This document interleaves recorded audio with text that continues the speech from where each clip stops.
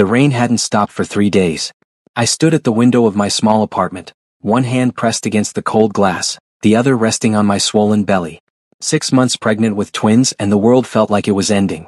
Maybe it already had. Hyunwoo's funeral was yesterday. Or was it the day before? Time had become meaningless, a blur of black clothing and pitying faces and words that meant nothing. I'm so sorry for your loss. You was such a good alpha. You'll get through this. Would I? Would I really? The accident had been so sudden. A drunk driver, a red light ignored, and in one moment my entire world shattered. Hyunwoo had been coming home from work, probably thinking about what to bring for dinner, maybe wondering if the babies had kicked today. He never made it home. He never got to feel them kick again. He never got to meet them. A sharp pain lanced through my abdomen and I gasped, doubling over. Not now. It was too early. The twins weren't due for another 3 months. Another contraction hit, stronger this time, and I felt wetness between my legs. No. No, no, no. Please, I whispered to the empty apartment, to the universe, to whatever cruel God was listening. Not them too. Please don't take them too. I managed to grab my phone, my fingers shaking so badly I could barely dial. The emergency operator's voice was calm, professional, but I could barely hear her over the roaring in my ears. My name is Seo Jisoo. I'm 6 months pregnant with twins. I think I'm in labor. My alpha died last week. I'm alone. Please help me. The ambulance ride was a nightmare of pain and fear. The paramedics kept talking to me, kept telling me to breathe, but all I could think was that I was going to lose them. I was going to lose the last pieces of Hyunwoo, the only things I had left of the love we'd shared. The hospital was chaos, bright lights, rushing footsteps, urgent voices. Someone was wheeling me down a corridor and I caught fragments of conversation. Premature labor at 24 weeks. Omega in extreme distress.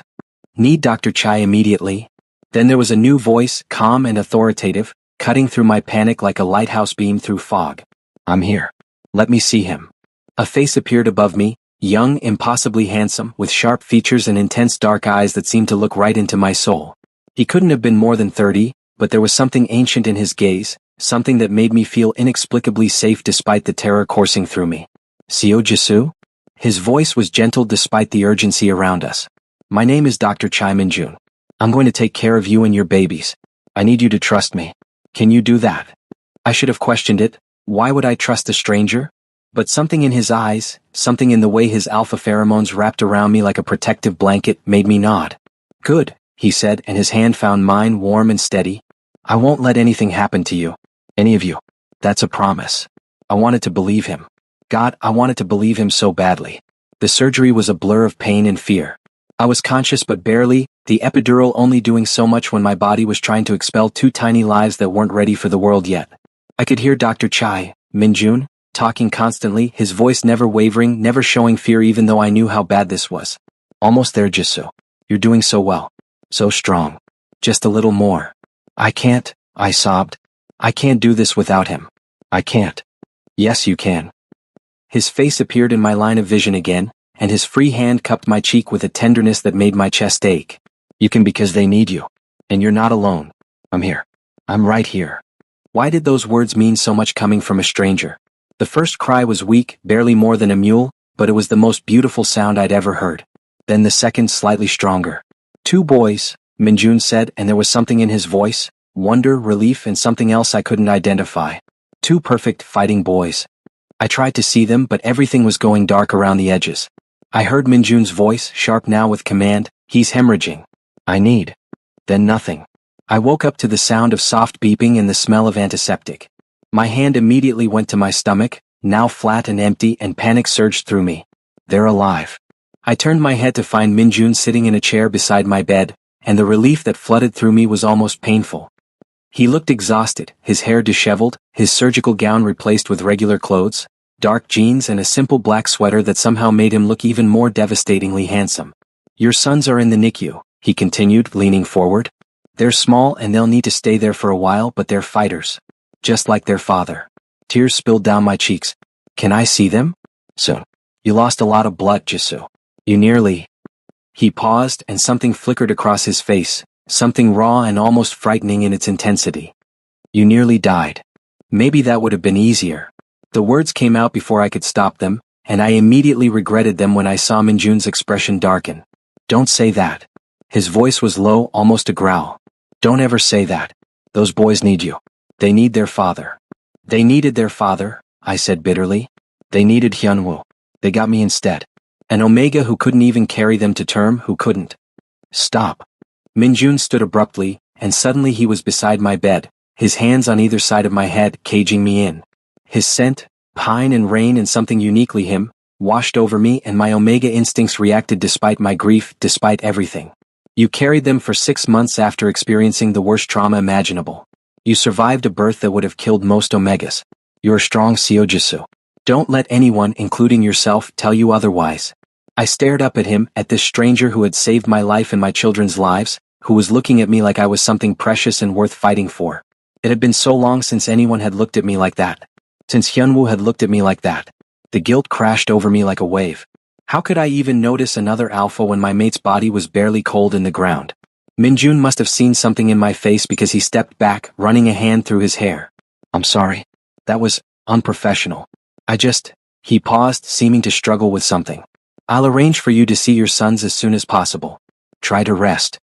He was at the door when I called out, Dr. Chai? Minjun? He turned, and the hope in his eyes was almost painful to see. Thank you. For saving us.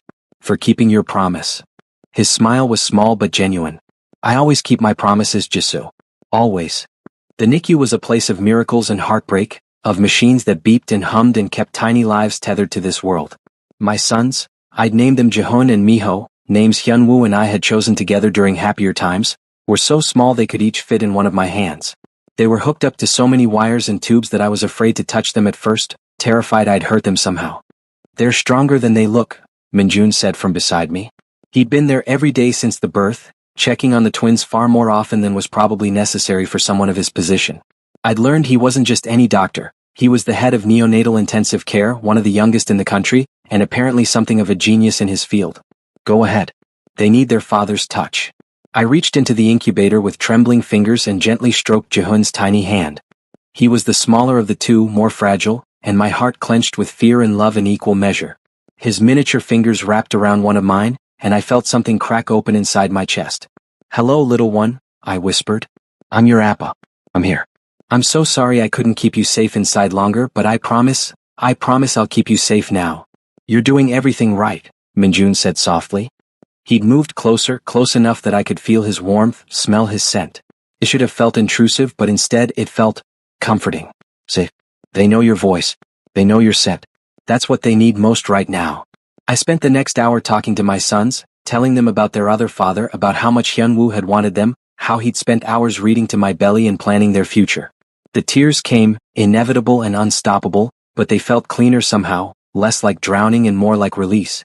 When I finally pulled away, exhausted, I found Minjun watching me with an expression I couldn't quite read.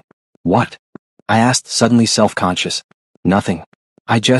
He paused, seeming to choose his words carefully. You're a good father, Jisoo. They're lucky to have you. They deserved better. They deserved to have both their parents. Maybe. Minjun's hand found my shoulder, warm and steady. But they have you. And that's not nothing. The days blended together in a haze of hospital visits, pumping breast milk, and trying to sleep in an apartment that felt too empty and too full of memories all at once. Hyunwoo's family had been conspicuously absent since the funeral. They'd never approved of me, thought I wasn't good enough for their precious alpha son, and my own family lived too far away to help regularly. I was alone. Completely, utterly alone. Except I wasn't. Minjun was always there. Not just at the hospital, though he was there every time I visited, even when he didn't have to be, but somehow he'd started appearing in other parts of my life too. He showed up at my apartment one evening with bags of groceries, claiming he'd bought too much, and would I mind taking some off his hands? Another time he arrived with a brand new breast pump, top of the line, saying the hospital was upgrading, and would I like the old one? I knew he was lying. I knew he was buying these things for me. But I was too tired, too overwhelmed, too grateful to call him out on it. You don't have to do this, I said one evening as he helped me put away groceries. It was the closest I'd come to acknowledging what he was doing. I know. He didn't look at me, focused on organizing cans in my cupboard with more care than the task warranted. I want to. Why? That made him pause. He turned to face me, and the intensity in his eyes made my breath catch. Because you need help. Because those boys deserve to have their father healthy and supported.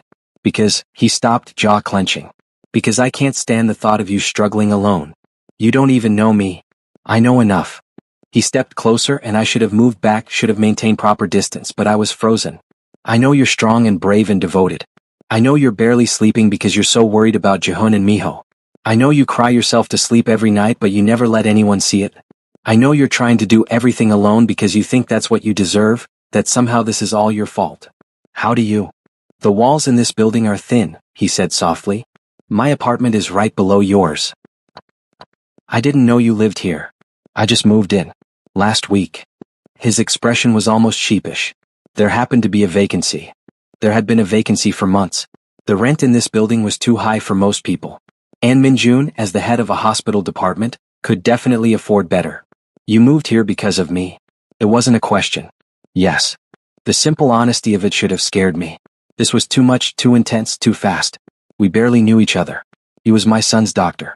There were probably 1,000 ethical violations happening right now. But instead of fear, all I felt was warm. Sick. For the first time since Hyan's death, I didn't feel alone. I should tell you to leave, I said quietly. This isn't appropriate. Probably not. He didn't move. Do you want me to leave? I should have said yes. Should have established boundaries, protected myself and my heart and my sons from potential complications. Should have honored Hyan's memory by not letting another alpha get close so soon. No, I whispered. I don't want you to leave. The smile that crossed Minjun's face was like sunrise, slow and warm and beautiful. Then I'll stay. Jihun and Miho came home on a Tuesday. 3 months old but still so tiny, still so fragile, and I was terrified. The NICU had been safe, monitored, full of people who knew what they were doing. Here it was just me. How was I supposed to keep them alive on my own? You're not on your own. Minjun was standing in my living room, having helped transport the twins and all their medical equipment from the hospital. He'd officially taken a leave of absence from his position, claiming he needed a break after years of non-stop work. I suspected it had more to do with me. Minjun, you can't keep. Can't keep what? Helping? Caring? He crossed his arms, and there was that stubborn set to his jaw that I'd come to recognize. Try and stop me, Jisoo. I wanted to. I should have. But God, I was so tired, and he was offering help I desperately needed, and maybe I was being selfish but I couldn't bring myself to push him away. The first week was chaos. The twins were on different feeding schedules, Jihun still needed supplemental oxygen occasionally, and I got maybe 2 hours of sleep a night in disconnected fragments. Minjun was there for all of it, showing up every morning with coffee and breakfast, staying until the twins' last feeding of the night, sometimes falling asleep on my couch and waking up for the middle of the night feedings before I could even get out of bed. He was wonderful with them. Natural in a way I hadn't expected.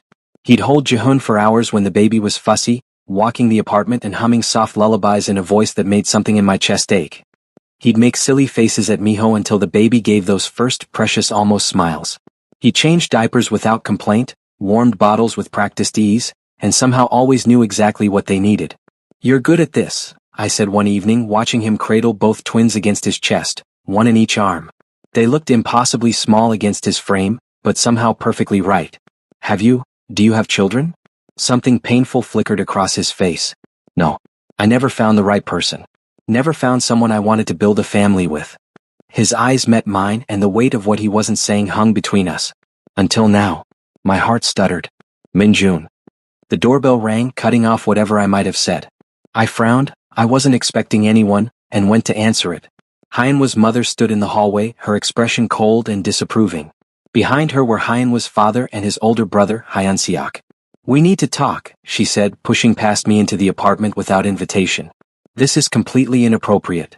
Hyan's mother, I'd never been allowed to call her anything but Mrs. Kang, stood in the center of my living room, her eyes fixed on Minjun with obvious disdain. He'd stood when they entered, still holding the twins protectively against his chest. I'm sorry? I tried to keep my voice steady, but I could feel my Omega instincts reacting to the hostile alphas in my space. Hyanseok was an alpha like his father, and both of them were emanating aggressive pheromones that made my skin crawl. Don't play stupid, Jisoo. Mrs. Kang's lip curled. We've been hearing rumors. That you've moved another alpha into your home. That you've already replaced our son. He's not. I struggled to find words. Dr. Chai has been helping me with the twins. That's all. Helping. Hyanseok laughed, harsh and mocking. Is that what they're calling it now? My brother's body is barely cold and you've already found a replacement. How long were you seeing him? Was it before Hyunwoo died? Is that why? Stop. Minjun's voice was quiet but carried such authority that everyone froze. You don't speak to him like that. Ever. And who the hell are you to tell me how to speak to my brother's widow? Hyun-seok stepped forward aggressively. I'm the doctor who saved his life and your nephew's lives when they nearly died in childbirth. Minjun didn't back down, didn't even blink. I'm the one who's been here helping Jisoo care for these babies while all of you have been conspicuously absent. Where were you when he was alone and terrified? Where were you when he needed support? We weren't informed about the birth, Mr. Kang said coldly. Because you didn't bother to check on him after the funeral, Minjun shot back. You abandoned him and your grandsons. Don't pretend this is about concern for them. How dare you? Enough. I found my voice finally, my hands clenched into fists at my sides. All of you stop. This is my home. These are my sons. And I will decide who is welcome here. Mrs. Kang turned her cold gaze on me. Those are our grandsons, Jisoo. Our blood. And we don't believe you're capable of raising them alone. The words hit like a physical blow. What? You're an Omega who nearly died giving birth. You're clearly unstable, taking up with another alpha so quickly. You have no support system, no financial stability now that Hyunwoo's income is gone. She smiled and it was cruel. We're filing for custody. We'll raise the boys properly, give them the life they deserve. No. The word came out as a whisper, then louder. No. You can't, they're mine. They're my sons. And they were our sons' sons. We have rights. You have nothing. Minjun's voice was ice. You abandoned them. You don't get to come back now and claim them. And you have no standing here at all, Mr. Kang said dismissively. You're not family. You're nothing but an opportunistic alpha taking advantage of a vulnerable Omega. Get out. I was shaking, fury and terror warring inside me. Get out of my home. Now. You'll be hearing from our lawyer, Mrs. Kang said as they moved toward the door. She paused, looking back. We'll get custody, Jisoo. One way or another. And that alpha can't protect you from us. The door closed behind them and I felt my legs give out. Minjun was there instantly, having passed the twins to their car seats, catching me before I hit the floor. They can't take them, I sobbed into his chest. They can't take my babies. I won't survive it. I won't. Sure, I've got you. They won't take them. I promise you, Jisoo, they won't take your sons. His arms were iron bands around me, his scent wrapping around me, trying to soothe my panicking Omega instincts. I'll hire the best lawyers. I'll fight them with everything I have. They will not take your children. Why? I pulled back to look at him, tears streaming down my face. Why are you doing this? Why do you care so much? His hand came up to cup my face, thumb brushing away tears with heartbreaking gentleness. Because from the moment I saw you, something in me recognized something in you. Because those boys feel like mine in a way I can't explain. Because the thought of you in pain makes me want to tear the world apart. He leaned his forehead against mine. Because I'm falling for you, Seo Jisoo, and I don't know how to stop. Don't want to stop. It's too soon, I whispered. Hyunwoo. I know. And I'll wait. I'll wait as long as you need. But I'm not going anywhere. I'm going to be here, protecting you and Jihoon and Miho, whether you want me as a friend or something more. That's not negotiable. I should have been scared of his intensity, his possessiveness. Should have recognized it as unhealthy, as too much too fast. But all I felt was safe, cherished, protected. For the first time since Hyunwoo died, I felt like maybe, just maybe, I might survive this. The custody battle consumed everything. Hyunwoo's parents had money, connections, and a legal team that was ruthless. They painted me as an unstable Omega, unable to properly care for premature twins, already shacking up with another alpha in a shameful display of disrespect for their dead son's memory. They claimed I was mentally unfit, that my grief had made me vulnerable to manipulation, that Minjun was taking advantage of me. The court-ordered psychological evaluation was humiliating. A stern beta woman asked invasive questions about my sex life, about my relationship with Minjun, about whether I'd been having an affair before Hyunwoo's death. No, I said firmly. I met Dr. Chai the night I gave birth. He saved my life and my son's lives. He's been helping me because he's a good person, not because of anything inappropriate. But you have feelings for him. It wasn't a question. I hesitated. Lying would only make things worse. I don't know. Everything is so confused right now. But I would never. I loved my mate. I love him still. What I might feel for Minjun doesn't change that or diminish it. Do you think you're betraying your late mate by developing feelings for another alpha? Every day, I whispered. Every single day I feel guilty for being alive when Hyunwoo isn't. For the fact that I'm starting to heal. For moments when I forget to be sad. For the way my heart beats faster when Minjun walks into a room. Tears slip down my cheeks. But I also think Hyunwoo would hate seeing me suffer. He loved me. He'd want me to be happy. He'd want our sons to have someone who loves them unconditionally. And you think Dr. Chai is that person? I looked her straight in the eye. I know he is. The twins turned 6 months old in the middle of the custody hearings. They were thriving now, growing stronger every day, starting to laugh and babble and show their distinct personalities. Jihoon was quieter, more observant, while Miho was energetic and demanding. They were perfect. They were everything. And they were absolutely obsessed with Minjun. Duh. Miho shrieked when Minjun walked into the apartment after a deposition, reaching his chubby arms out demandingly. Da-da-da. Minjun's face went through about 17 emotions in 3 seconds, finally landing on something that looked suspiciously like tears. Did he just? Don't get too excited. He says that to everyone. I tried to sound dismissive, but my heart was hammering. Yesterday he called the mailman Dada. He did not. Minjun scooped Miho up, pressing kisses all over his face until the baby was giggling uncontrollably. You said Dada. You're such a smart boy. So clever. Jihoon, not to be left out, held his arms up from where he was playing on his mat. Dada. Oh my god. Minjun looked at me, and there was such naked longing on his face it made my chest ache. Jisoo. I know. I moved closer, watching him juggle both twins with practiced ease. They love you. They see you as, I couldn't finish the sentence. As their father? He finished softly. Because I see them as my sons. I know I have no right, I know I'm not their biological father, but Jisoo, I love them. God, I love them so much it terrifies me. Minjun. And I love you. The words hung between us, heavy and inevitable. I'm in love with you, Seo Jisoo. I know it's too soon. I know you might never feel the same way. I know I'm probably a terrible person for feeling this when you're still grieving. But I can't pretend anymore. I love you. I love our boys. I want to be their father. I want to be your alpha. I want forever with you. I opened my mouth, but no words came out. What could I say? That I felt it too? That somewhere between the sleepless nights and shared bottles and quiet moments, I'd fallen for him? That guilt ate at me every time I looked at him and felt my heart flutter?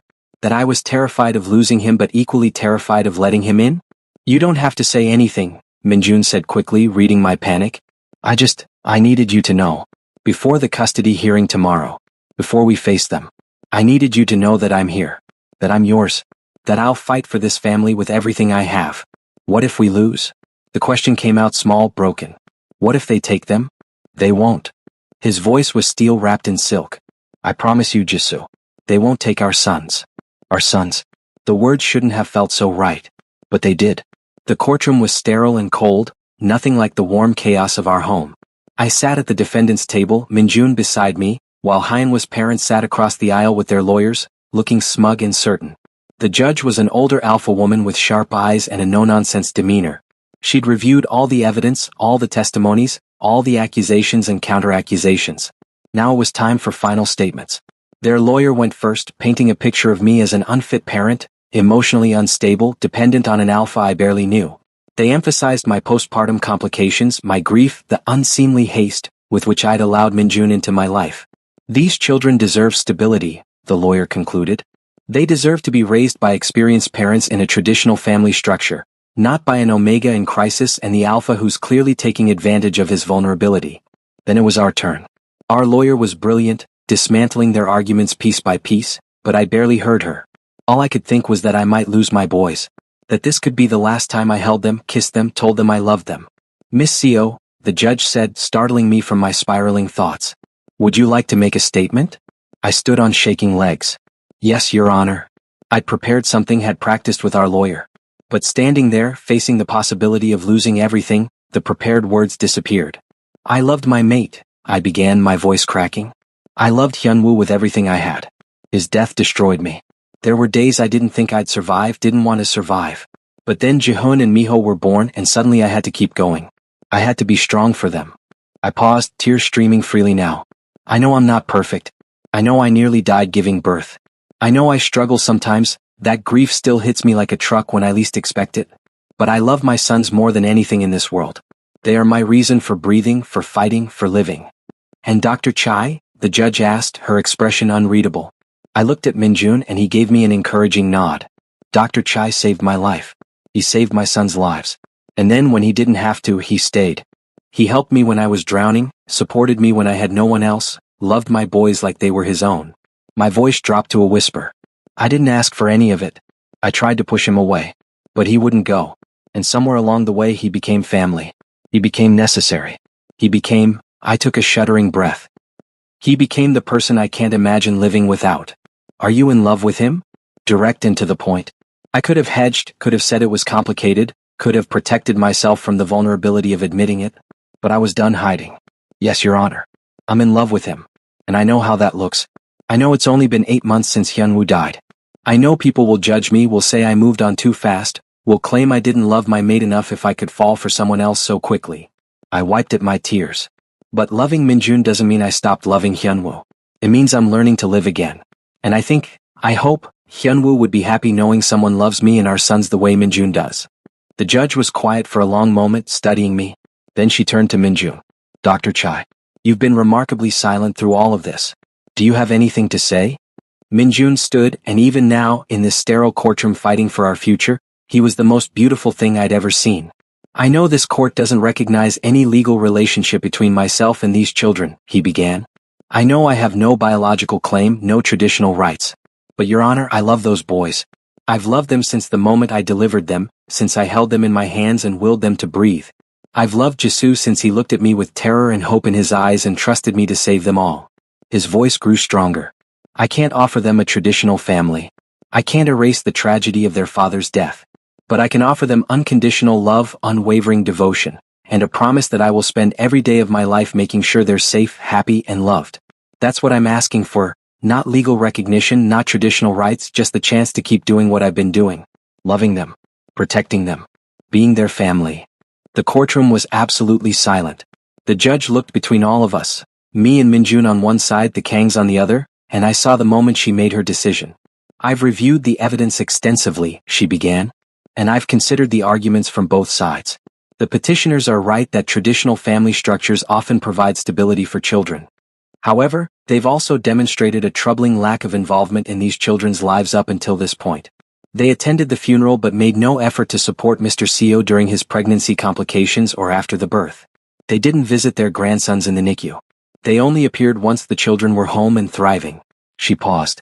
That suggests to me that this custody petition is less about the children's welfare and more about control and perhaps judgment of Mr. Seo's choices. Hope fluttered in my chest. Mr. Seo, on the other hand, has demonstrated exactly the kind of devoted, resilient parenting these children need. Yes, he's grieving. Yes, he's had help. But he's shown up every single day for his sons. He's fought for them, cared for them, put their needs above his own grief and trauma.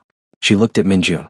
And Dr. Chai has proven himself to be an invaluable support system, acting in a parental capacity without any legal obligation or traditional familial connection. Some might see that as inappropriate. I see it as exactly the kind of chosen family that helps children thrive. Oh God, were we. Therefore, I'm denying the petition for custody. Jihoon and Miho Seo will remain with their father. She banged her gavel. Furthermore, I'm ordering supervised visitation only for the petitioners until such time as they can demonstrate a genuine interest in the children's welfare rather than control over their father's choices. This court is adjourned. I couldn't breathe. Couldn't think. Couldn't. Minjun's arms were around me and I was sobbing into his chest, and somewhere behind us, I could hear the Kang's outraged protests, but none of it mattered because we'd won. We'd won. We get to keep them, I gasped between sobs. We get to keep our boys. Always. Minjun whispered fiercely, pressing kisses to my hair, my forehead, anywhere he could reach. Always, Jisoo. I told you. I promised you. No one takes our family away. Our family. Yeah, that sounded exactly right. The apartment felt different when we walked in that evening. Lighter, somehow, as if a terrible weight had been lifted.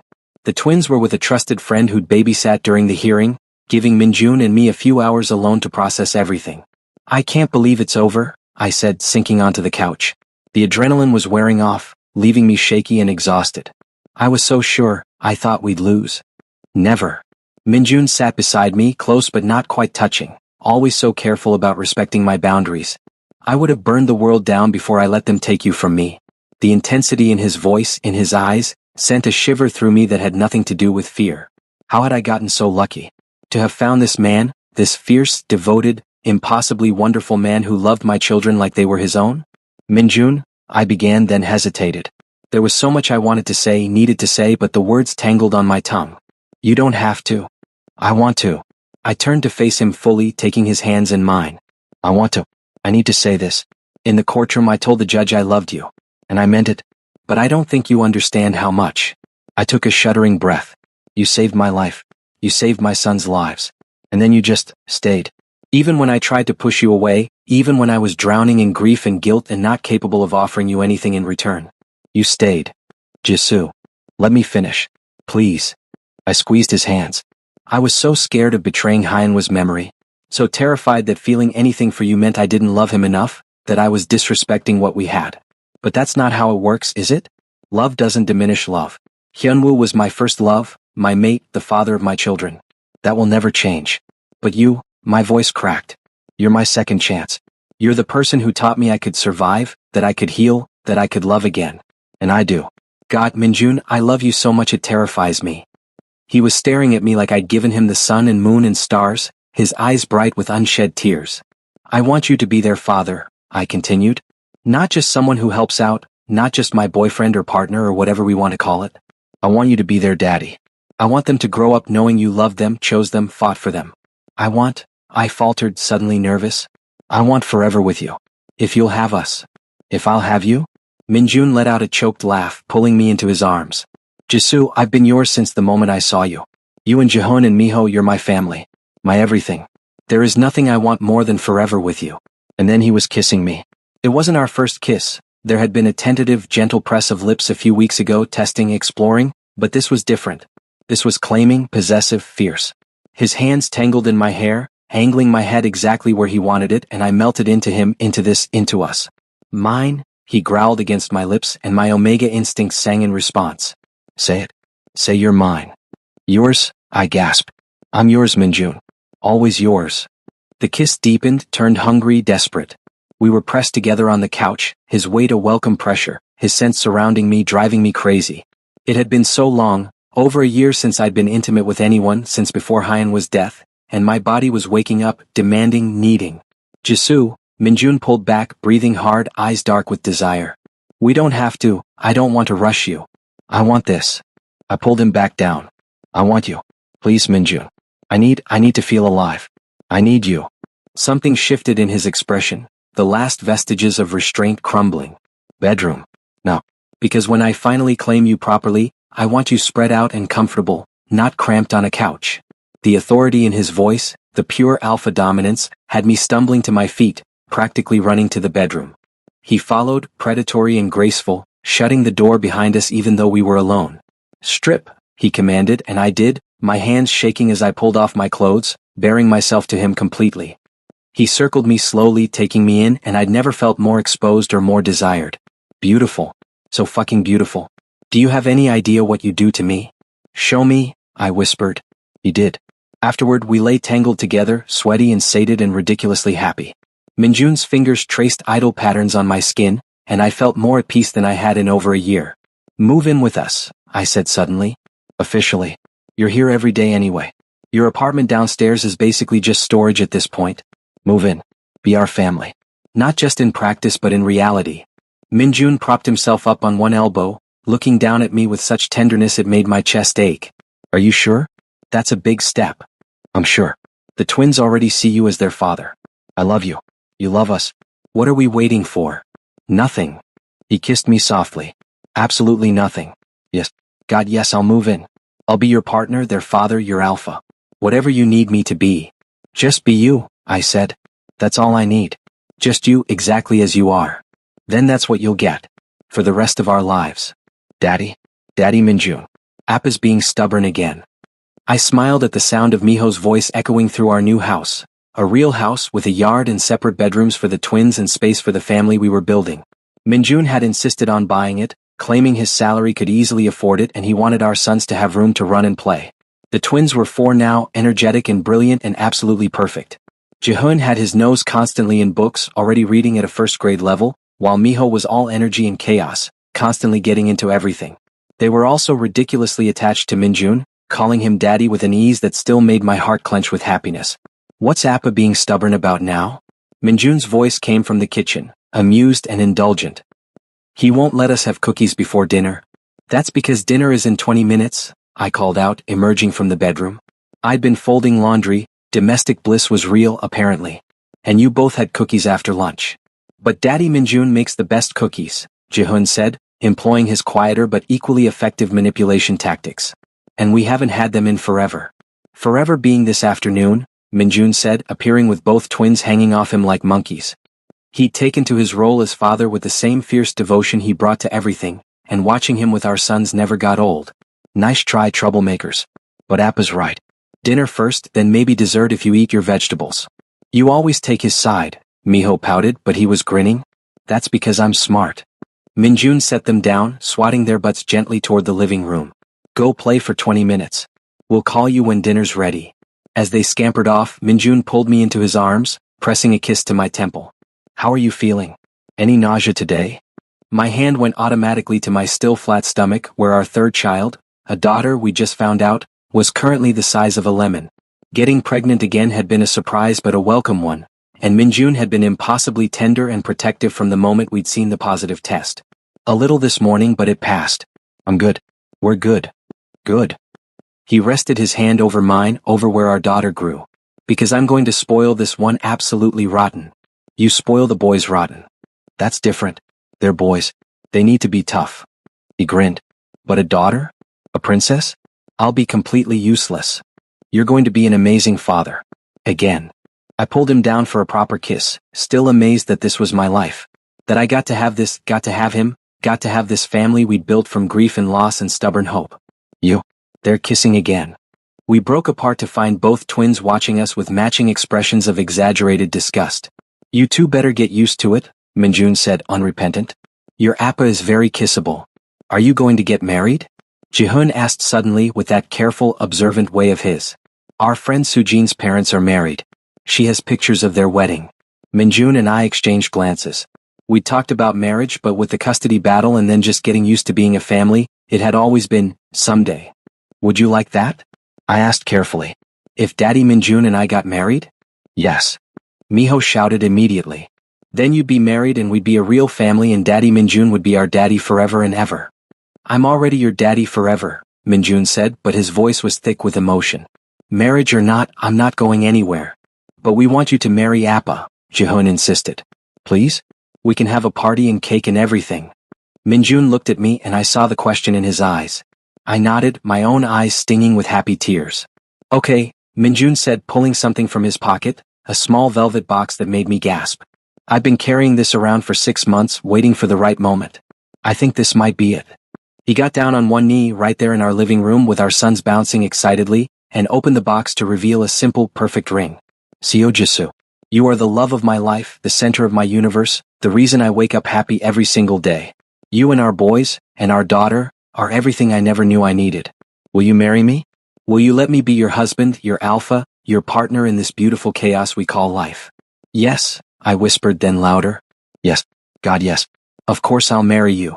The twins cheered as he slipped the ring on my finger, and then we were all hugging, a tangle of arms and laughter and pure, uncomplicated joy. Later that night, after the twins were in bed and we were curled up on the couch together, Minjun pulled me closer. Thank you, he said quietly. For what? For letting me in. For taking a chance on me. For building this family with me. He pressed a kiss to my hair. For choosing to live again. I thought about that, about the terrified, grieving Omega I'd been 3 years ago, about the long journey from devastation to healing, about the fierce alpha who'd refused to let me drown. Thank you for staying, I said. For fighting for us. For loving us the way you do. Always, he promised. Every day for the rest of our lives. And looking up at him, at this man who'd saved me in every way a person could be saved, I knew he meant it. Our family wasn't traditional. It wasn't what I'd planned. It was born from tragedy and grief and loss. But it was ours. It was real.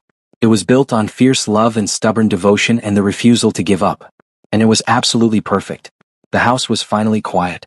After hours of celebration, an impromptu engagement party with close friends, the twins bouncing off the walls with excitement, phone calls to family, everyone had finally gone home. The twins were sound asleep, exhausted from the day's excitement, their little faces peaceful in the glow of their nightlights. I stood in our bathroom looking at the ring on my finger, still not quite believing this was real. That I got to have this. That after everything, I'd found my way to happiness again. You're thinking too much. I turned to find Minjun leaning against the door frame, his shirt already discarded, his hair slightly mussed. The sight of him still made my breath catch. The strong lines of his body, the intensity in his dark eyes, the way he looked at me like I was the most precious thing in the world. Can't help it, I said softly. Today was perfect. It was.